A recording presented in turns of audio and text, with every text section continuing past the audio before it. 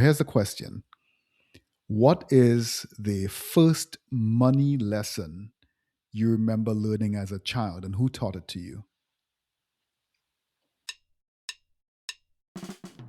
Welcome to the Black Father's Pulse, the podcast where fatherhood meets purpose. I'm Dr. Alvin Thomas, clinical psychologist and professor, here to guide you through the multifaceted journey of Black fatherhood. Please note, the views expressed here are my own and not those of my employer. But get ready to dive into the dynamic world of Black fatherhood, where we celebrate the highs, tackle the lows, and share plenty of laughs along the way. Let's keep the pulse of fatherhood beating strong and vibrant.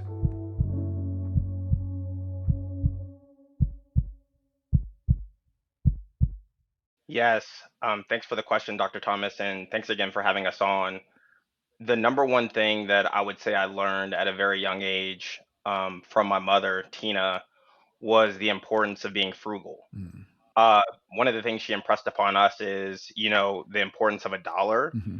and really recognizing how she was able to navigate life raising the two of us and being very sort of diligent with how she used her funds. That was one of the most critical things that I learned. And for me in adulthood, what I recognized is irrespective of the amount of money that you bring in, Mm-hmm. um, there is sort of this really important way to view it and recognize that just because you're earning more doesn't necessarily mean you need to spend more. That would be the most important lesson that I've learned at an Excellent. early age. Perfect. Thanks very much. Yeah. Quentin, I'm going to ask you the same question that I asked your brother earlier. And here's the question. What's the first money lesson you remember learning as a child, and who taught it Yeah. to you? So I think the first money lesson I remember as a child was something along the lines of spend, save, giving. And like Mm. my vague childhood memory is it's some combination of my mom and maybe like Awana, like an after school type program. And it was very much centered on like you have some amount of money that you get every month and thinking about like those as categories that you can choose to allocate money to. And I don't really remember much about like there being a proportion of the money that you have to allocate. But like that there are kind of three choices you have when you get money. One's to spend it on like whatever you need and maybe some things that you want. One is to save it so it earns interest, but like maybe not. Maybe I wasn't aware of those concepts at the time. And then one is to give, and that could be giving it to your faith community or to charity or some such thing. So I think those are that's kind of what I remember. And I'd probably credit my mom, some combination of my mom and faith community for that kind of that bit. Okay, excellent. Thanks. Welcome to the Black Fathers Pulse podcast, where we champion fatherhood through the stories and experiences of Black fathers in service to their children and families. Today we have something special, twin brothers. I could barely tell them apart except for the haircut. Um, Both of them are also fathers in their own right, both also authors, both on a mission to change how Black families talk about money. With an MBA from the University of Iowa and dual bachelor's degrees in accounting and economics from William Jewell College in Liberty, Missouri, Mr. Quinlan Riser is a chartered life underwriter and chartered financial consultant. Additionally, he maintains a FINRA. I think that's he'll tell us about that in a little bit. An FINRA series 6 and 63 licenses, as well as an Iowa Life Accident and Health Insurance license from the Iowa Insurance Division. His brother, Dr. Quentin Riser, is an assistant professor in human development and family studies at the University of Wisconsin-Madison, specializing in how family characteristics and public policies affect children's cognitive and social emotional development. Welcome, Quentin and Quinlan, to the Black Fathers Pulse Thanks for having us, podcast. Dr. Thomas. We really appreciate it. It's great to be here. Thank you. So I know each of you have similar but yet very disparate stories. And the book that we're here to talk about, your children's book that you just released, kind of brings your stories together, but also brings your different foci together. But before we jump into that, tell us, each of you, a little bit about yourself. Just a quick 60-second intro. Over to Certainly. Quinlan. So I was born in Seattle, Washington, and spent half of my formative years there. We moved to Colorado Springs right around the age at which we entered middle school. So graduated high school from there. Then I went on to undergrad and studied accounting and economics. Got really interested in research while there. Went to Iowa State University in Ames, Iowa to continue my training. Ended up as a postdoc here. Throughout that grad school and postdoc experience, I had 3 children, the lovely Eden Riser, then came Nazareth Riser, and then Jordan Riser was born right here in Madison, Wisconsin, where I'm at currently. I've been on the faculty in the School of Communicology for 2.5 years now. I really enjoy my work centering on how to think about what kinds of conditions help families and children to develop optimally. So that's me in a nutshell. Excellent. Thank you. And Quinlan? I would say that the interesting thing is my story was very similar up until graduating undergrad. Same journey from Seattle to Colorado Springs, and then to William Jewell College, where we both graduated. Where we sort of started to go in different down different paths was when I moved up to Des Moines to start working at Principal Financial Group, where I spent 9 years of my career during that time doing my MBA at the University of Iowa, and really that's where my passion as well as experience and knowledge grew as it relates to financial services. So when you think about wealth management and insurance and some of the concepts we talk about in the book, for the first 10 years of my career, that's where that was really developed. And outside of work, getting into the community, having conversations with individuals, and recognizing that a lot of this information that we share in the book isn't commonly discussed. There are people that need the information, but they're not necessarily privy to it. Mhm. And so that set me on a journey really to look at my career in 2 different ways. The career of the job that I go to every single day, Mhm. you show up at 8 o'clock, you leave at 6, but also going out into the community and sharing this knowledge through seminars, through just engaging with the youth and really trying to get them to understand the importance of early recognition of some of these concepts and then really act on it. Excellent. Thank you so much. So let's talk about something a little bit unique here. One of you is a biological father, and one is what we would call a social father, both, well, through your mentorship, through your community work, but also as being an uncle. How do those different perspectives shape how you think about financial legacy? Yeah, sure. I can go first. Mhm. And I think, I've had the tremendous fortune of being able to see my brother as a father, an incredible man, raise his 3 kids, and recognizing all the effort that that takes. And it's been that just personally has been really incredible to see and witness and see how sort of they take after him and his leadership in that way. From my perspective, being outside of the family home, but also recognizing the importance of, you know, my niece and nephews growing up and sort of being successful in all their endeavors. Quentin and I, and we don't necessarily cover this in the book, but we talked early on about building funds, 529 plans that will help them sort of get a ahead of the game in Mhm. terms of when they get to school, there's dollars there for them. And so distantly seeing sort of their growth, seeing their curiosity, seeing their interest, but also, um, us being able to partner in a way, as the fun uncle, um, really trying to give them, uh, leveraging the knowledge that we have to give them a leg up.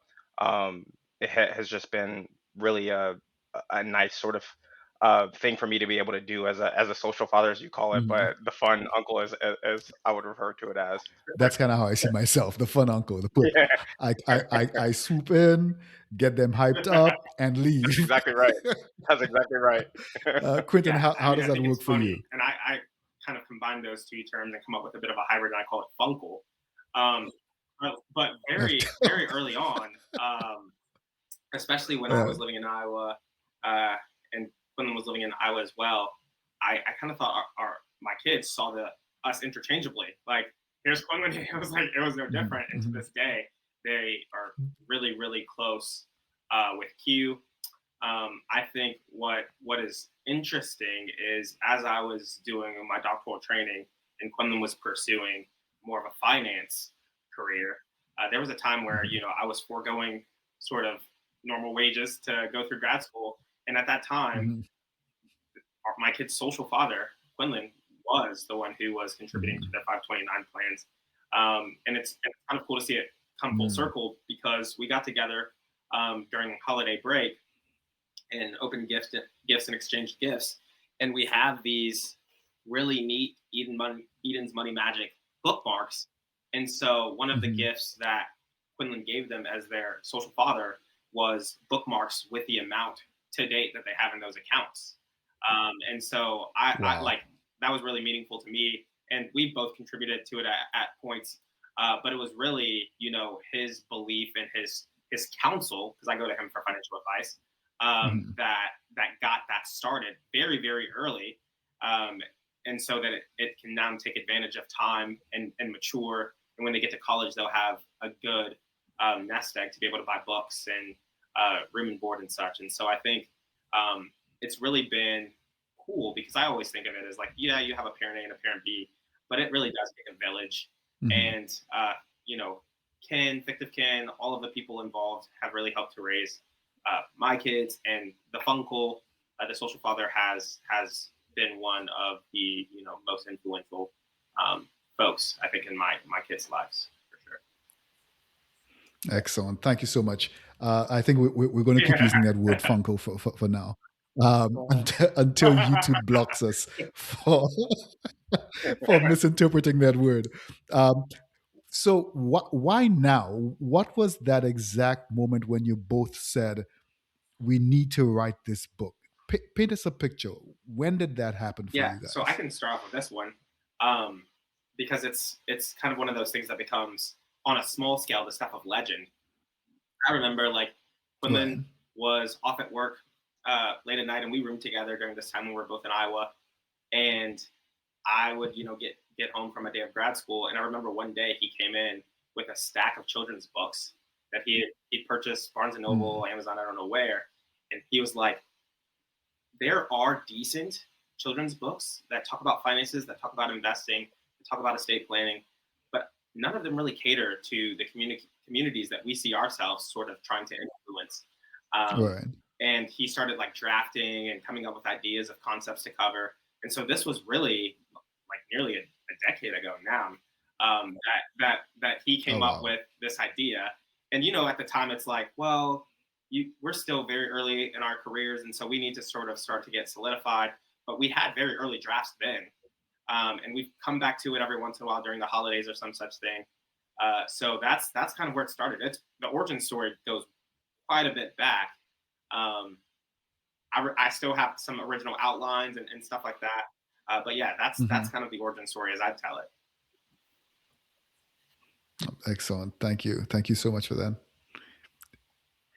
Yeah, and I would echo that. And I think the interesting thing for me, with coming in with, I think there was a board game that I brought into that related to sort of financial Hmm. literacy for the youth. And one of the things that I recognize, and it's sort of when we talk about the multi-generational approach to this book, a lot of that was informed by this. Mm, I would meet with individuals, and when we were doing seminars, and they would not necessarily have the knowledge to be able to engage in the conversations. It was as if it was new information.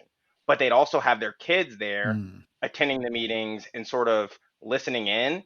And you could see the curiosity. You could see that the kids were engaged just as much as the individuals. And at that moment, it's like a light bulb clicked on where I said, how great would it be if we could do something, one that allows that child to engage with their parent hmm. and ask the right questions and be able to use the terminology that we give them through literature and say, here's disability insurance.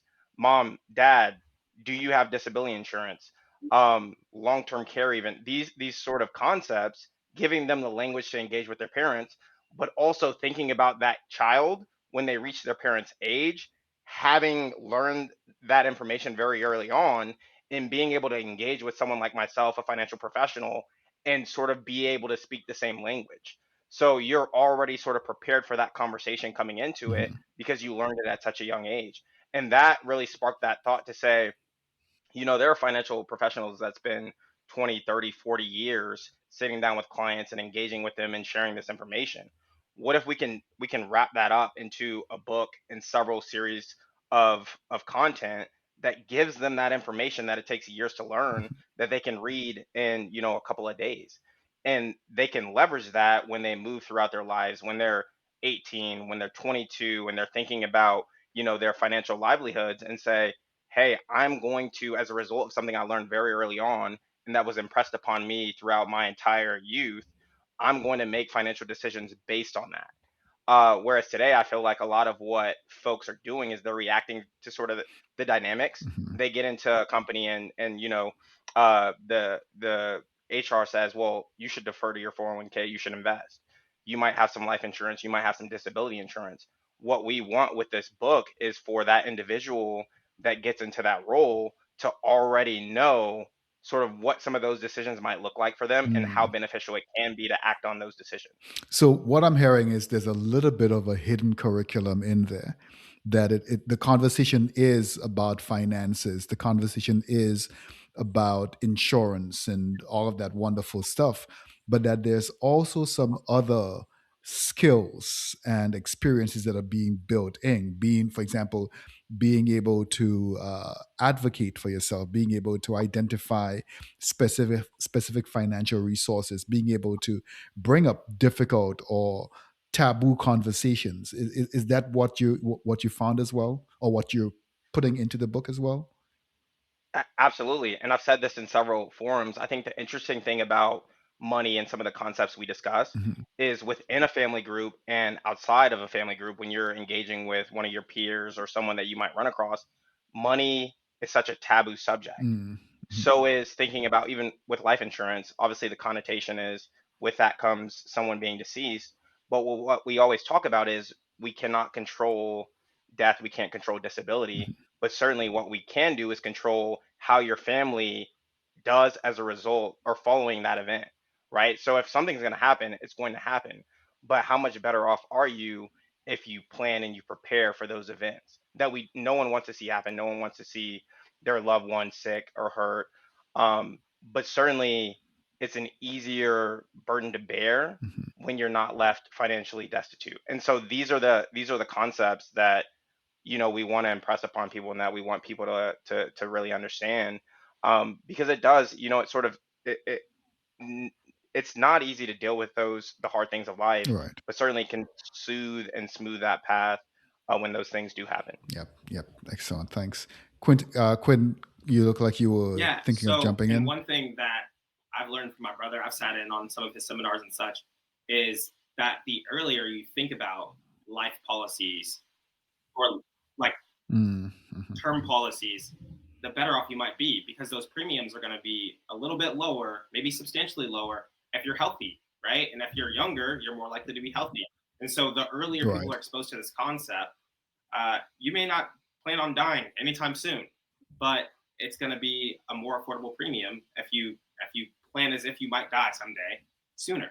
And so I think we Right. even address estate planning in the book, and we do. That was maybe one of the harder sections to write for the audience, but we want to sort of address difficult conversations early in youth. It's like when Mhm. you're a young kid and your first close relative passes away, and your parents come to you and they try to describe for you what that means in terms that you don't fully understand. You don't know what it means for someone to be absent permanently. We want to kind of bring those conversations to the forefront and give parents the tools through the sort of mechanism of money to kind of talk about these things, because it's better to know, because with that knowledge, we do believe that there's a possibility that some proportion of people who read the book will act and therefore be better off. And so I think that's kind of the hope. And I think we are, like, as the kids say, trying to put people up on game, so that we Mhm. can have uh, individuals in the communities that we care about and think a lot about generating wealth and having end of life expenses being taken care of, rather than people arguing about who's going to cover what. We really just want to strengthen the family unit by providing knowledge that will allow them to be more financially stable. Is kind of the objective. So we heard a very very fleeting, almost a cameo of Eden, Jordy, Yeah. and Nas. Um, is is the uh, title character really Yeah. Eden, your So daughter? it's funny because Or maybe it was a no, composite. I so don't know. it is Eden, and it's inspired by Eden, Mhm, and there are a couple of components to that, right? Like Eden, mhm. and both of you on here, you are familiar with Eden, you know Eden, and like Right, like she's right. endlessly curious, and I mean she Yes. is a consumer of knowledge, and she learns at a quick rate, she Yeah. retains information really well, and so like that part of the cat was influenced by her, and her favorite animal, as long as I can think back, has always been a cat. So it was kind of we kind of anthropomorphized her favorite character, and it's her. So it is her. Right. There are a couple of young black kids who or biracial kids who make cameos in the book, and their Mhm. names are Naz and Jordan in the book too, so they make an appearance. But the title is certainly uh, Eden, and the cat is the cat version of uh, my daughter. Yeah. Of Eden. All right, excellent. I asked each of you to select one of your favorite pages or your favorite page from the book and give us a brief read from it, and then tell us why that page matters so much to you. And so we could probably Hmm. start with Quinlan and then come back Sounds to good. you, Quentin. Sure, sure. And I'll read it. It's page 27. In the section of the book, it's part three, the unexpected and expected, Hmm. and it's on disability insurance. And I'll start reading. What if we get hurt and can't play? Asked Jordy. If you can't play because you're hurt, there's something called disability insurance. It gives you money to help you while you recover, Eden responded. It's like having a backup player on your team. They step in and help you out when you can't play, so you're always covered. How does it work? Asked Timmy. Disability insurance helps you cover your expenses when you can't work due to an injury or illness, explained Eden. It's like having a safety net to catch you when you fall. Sammy raised his hand. Is disability insurance only for grown-ups? Mostly, but it's important to know about it so you can be prepared when you're older, said Eden. Hmm. And why it's important to me is, again, when you hear individuals talk about insurance, we hear life insurance very often. One of the um, one of the things we stress in this profession is if you think about being sick, hurt, unable to work, from entering the workforce into retirement, 1 in 4 individuals become disabled. And again, people think, well, I fall off a ladder, I break my leg, I can't go to work, but it also can be mental neural issues that come about. There is a whole list of ailments that could lead you to be disabled. And one of the things that I think about often is your ability to save depends largely on your ability to go to work, Right. right? And this was actually shared with me, this story, an individual I sat down with years ago, probably over 10 years ago. They said, okay, Quinlan, I want you to imagine that you have a money machine in your basement. Every day you go downstairs to that basement, there's $1,000 waiting there for you. You go out into the world, you spend the money, you buy groceries, you take care of your bills, etc. You come back the next day, that money is sitting there for you. And they looked at me right in the face as I'm looking at you both, and Hmm. and they asked, would you insure that machine? Hmm. And I paused for a second. I said, yes, absolutely. If that's giving me the money that I need to go out into the world and pay my bills, certainly I'm going to insure that machine. And they looked at me and they said, you're that machine, right? Our ability to provide for our families largely depends on our ability to go out and earn money.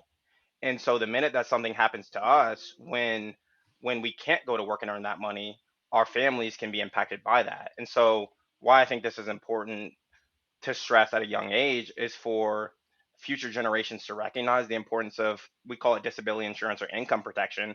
It's this is what allows you to build your nest egg. This is what allows you to provide for your family, this income that you're making. But the minute that you're no longer able to do that, that severely impairs your ability to provide for your family and to save. So this is something that, is really close to home for me. And we even debated, do we put this in the book? This is a concept that can be a little bit challenging to grasp.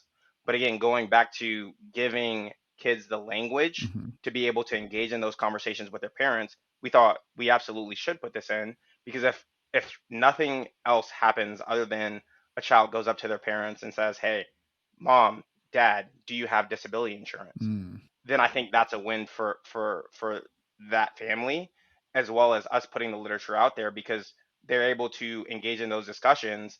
And ultimately, if someone does not have a plan in place, that child and that family, that's who's impacted, Right. right? So I think that it just it means, a lot to me personally, and I really hope it resonates with the audience and the readers. And again, folks, act Hugh alluded to it earlier, the earlier the better. In almost any concept that we talk about, the earlier you invest, the earlier you decide, the better off you'll be. Excellent. Thank you so much. Yeah, And certainly. So Quentin. my favorite excerpt from the book is found on page 18, and it's on our conversation around credit cards. And it reads as follows. It says, "Now let's talk about credit cards," said Eden. "The credit card lets you borrow money to make purchases, and you pay it back later. Isn't that like getting free money?" asked Timmy. "Not quite," said Eden. "It's like borrowing a teammate's basketball. You have to give it back, and if you don't return it on time, you might owe extra, called interest. Credit cards are very convenient. You can use them to buy things online or in stores without carrying cash. Using a credit card responsibly helps build your credit history, which is important for future borrowing or buying a house," explained Eden. "Some credit cards offer rewards like cash back points or travel miles for every purchase you make, like earning bonus points in a game. But be careful," warned Eden. This is probably my favorite line in the book. "If you spend more than you can afford to pay back, it can lead to debt, which is hard to manage. It's like getting too many fouls and being benched. If you don't pay your balance in full each month, you'll have to pay interest, which can add up quickly. There can also be annual fees for using the card."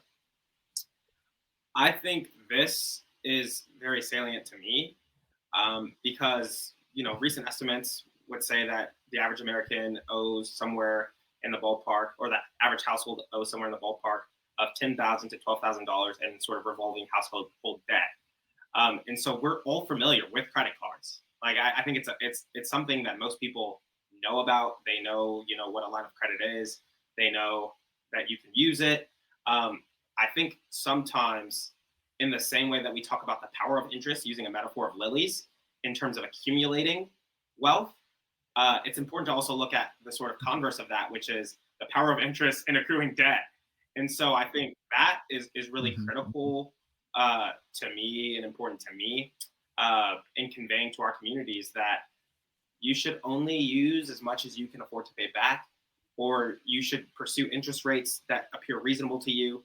And I know that there are people who think about places that charge usurious rates for small loans and such. And so I think it's really educating folks on the concept of interest, and how, in the same way that lilies and interest can work to your advantage, it can work to your disadvantage. And so really ensuring that you're a good steward of credit, and making sure that if, as we all do sometimes, you falter, that you can recover. You just need to sit down on the bench and have a drink of water. And so I think that to me is sort of something that touches just about everyone, and can, I think, help people begin to have conversations, parents with kids, kids with parents, and parents can start to think more about how they use their credit cards and whether or not they use them wisely, because addressing the sort of misconception that it's free money, I like to think of it as you're saying to your future self, you're going to pay this. And if we thought about every transaction in the noun, like, I want to go on this trip. Well, is your future self okay with paying back the interest that your present self says that right now that you're okay with, right? And so I think that's kind of what we want to communicate there, is to have people think about, the self now and the self in the future. And if, the decisions you're making today are going to be okay with yourself, a year from now or 2 years from now. Yeah. Excellent. Thanks. So, I mean, we've seen it in other communities that fathers, that parents, grandparents, uncles, whoever it is, pass on knowledge to their children or to their relatives. So if you have an uncle who's talking to you about the stock market, that is no longer something foreign and nebulous to Right. you. So the idea of investing in the stock market makes sense when you have your first $1,000 at your bar mitzvah or at your birthday or at your whatever. You think like maybe I could invest this money because the conversation around investing and whatnot has already been there. If you have somebody who's leaving you um, um, a set of stock options. You've been listening to the Black Father's Pulse. I'm your host, Dr. Alvin Thomas. I'm a clinical psychologist, researcher, and director of the TriLab at the University of Wisconsin-Madison. Views shared on this podcast are mine or that of my guest and are not associated with the university. Original music for our series was composed and performed by Micaiah De Silva, artwork by Isabella Acra. The podcast is produced by me and is supported by the kind contributions of you, the public, and advertisers. Follow me on Twitter at Dr_AT758, that's Dr_AT758, or the Black Father's Pulse podcast on Instagram and YouTube. Subscribe to the Black Father's Pulse podcast wherever you do your podcast listening, and don't forget to share and leave us a positive review.